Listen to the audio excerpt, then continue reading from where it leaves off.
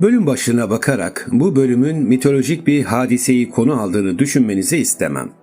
Çünkü bu kez Satürn, biri 18. yüzyılın sonunda, diğeri 20. yüzyılın ortalarında yaşamış, yine biri Fransız, diğeri Rus olan iki çocuğu yemek üzere. 1789 yılında Fransa monarşiyi sona erdirerek devrimler çağının kapısını aralar.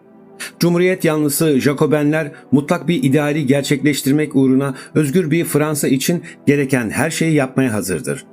İşte bu oyun 93-94 yıllarında devrimin terör dönemi diye adlandırılan kısmını anlatan gerçekçi bir tragedyadır. Fransız devrimi Jacobenler, Girondenler, Saint-Claude gibi çeşitli grupların bir araya gelmesiyle büyük ve kitlesel bir halk ayaklanmasına yardımcı olur. Fakat Robespierre ve Danton gibi isimlerle başı çeken Jacobenler çok kısa bir sürede diğerlerini ya yanına çeker ya da acımasızca idama mahkum ederek onları yok etmeyi seçer. Robespierre ve taraftarları kendilerini haklı gördükleri bu uğurda aynı fikirde olmadıkları insanları doğru dürüst yargılamadan giyotine göndermekten çekinmezler. Hareketin başında devrimin en keskin isimlerinden biri olan Maximilien Robespierre vardır. Onun yakın arkadaşı George Danton ise devrim mahkemelerini kuran kişidir. Ancak Danton bir gün bu mahkemelerin kendi sonunu hazırlayacağının henüz farkında değildir.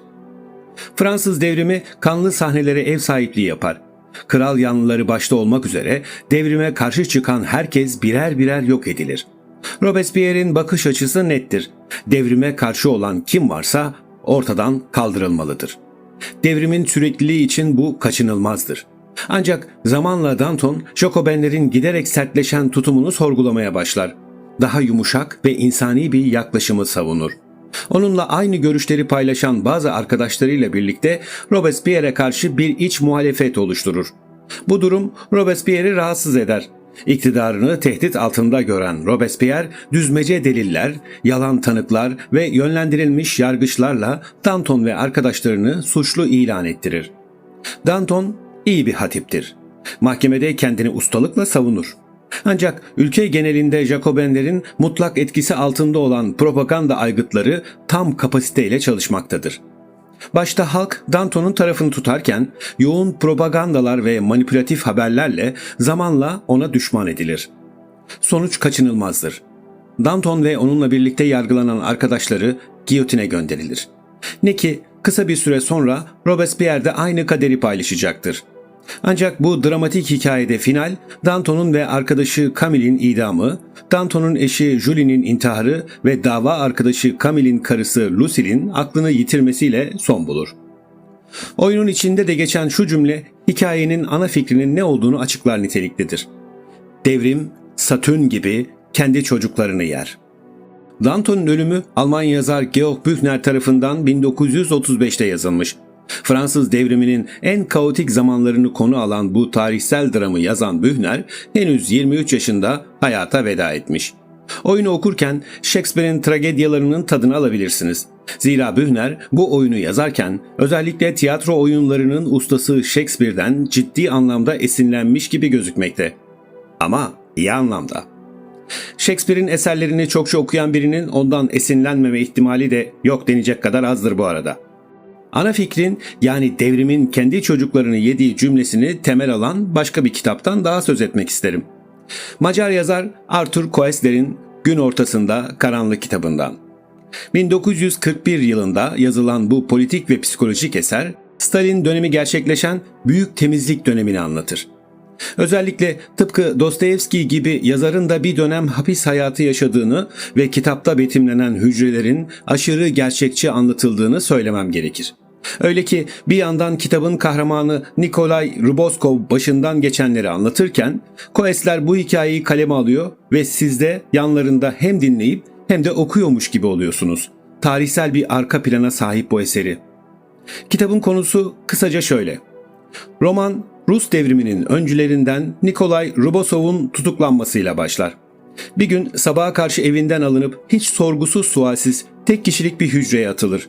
O da biraz önce anlattığım Fransız Danton gibi devrime ve eski yoldaşlarına karşı geliştirdiği muhalif tavır yüzünden sistemin hedefi haline gelmiştir. Bir numara, yani kitaptaki Stalin'in temsili kişi tarafından gönderilen emirle ismi açıkça verilmeyen totaliter bir rejimde hapse atılır. Rubatov'un 3 haftalık hücre süreci romanın ana çatısını oluşturur. Bu kısa zaman diliminde bir dizi fiziksel ve zihinsel sorgulamadan geçirilirken bir yandan da geçmişiyle, inançlarıyla ve uğrunda pek çok şeyi feda ettiği devrimle yüzleşir. Biraz önce ne demiştik? Devrim Satürn gibi kendi çocuklarını yer. Rubatov'un sonu da aynı Danton gibi idam edilmesiyle son bulur. Satürn'ün çocukları Danton ve Rubatov'un ölümü bizlere tarihsel ve edebi bir bağlamda iki farklı karakterin ölümü üzerinden derin bir analiz yapma fırsatı sunar. George Danton, Fransız devriminin önde gelen figürlerinden biri olup devrim sürecinde önemli roller üstlenmiş ve sonunda devrim tarafından yutulmuştur. Danton'un ölümü devrimin kendi çocuklarını yok etmesinin sembolü haline gelmiştir. Aynı şekilde Arthur Koestler'in Gün Ortasında Karanlık adlı romanındaki kurgusal karakter Rubasov da totaliter rejimlerin içindeki ihanet ve paranoyanın kurbanı olarak tasvir edilir. Her iki karakterin ölümü, iktidarın ve ideolojinin acımasız doğasını, birey üzerinde bıraktığı yıkıcı etkileri ele alır. Bu iki hikaye, tarihsel ve kurgusal bağlamlarıyla birlikte devrimler ve rejimlerin kendi yaratıcılarını nasıl tüketebileceğine ve dahi devamında neler olabileceğine dair üzerine çokça düşünmemizi sağlayan farklı bakış açıları kazandırır. Misal, bu iki kitap ve sonunda yaşanan trajediler bizlere şöyle şeyler düşündürebilir.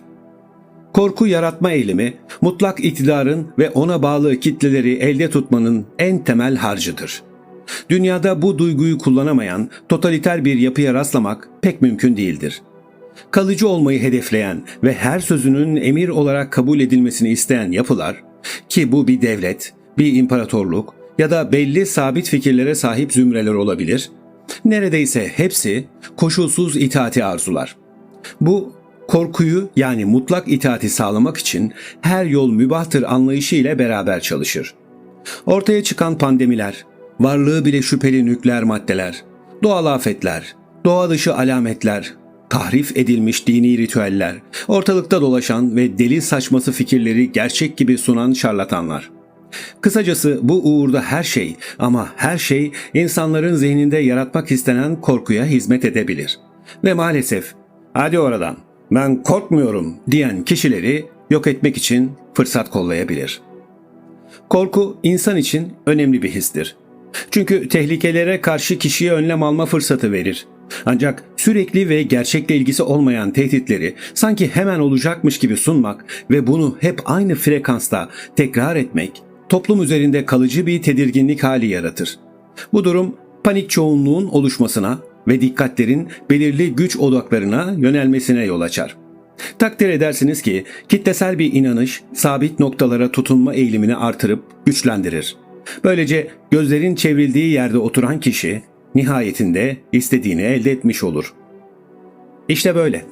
Şayet Danton'un Ölümü ve Gün Ortasında Karanlık kitaplarını okumadıysanız, bu iki eseri de kesinlikle okumanızı öneririm. Zira doğru zamanda doğru kitapları okumak, gün ortasında Danton ve Rubasov gibi karanlıkta kalmanızı önleyecektir. Başka bir akıl fikir gezegeni bölümünde görüşünceye dek sağlıcakla kalın.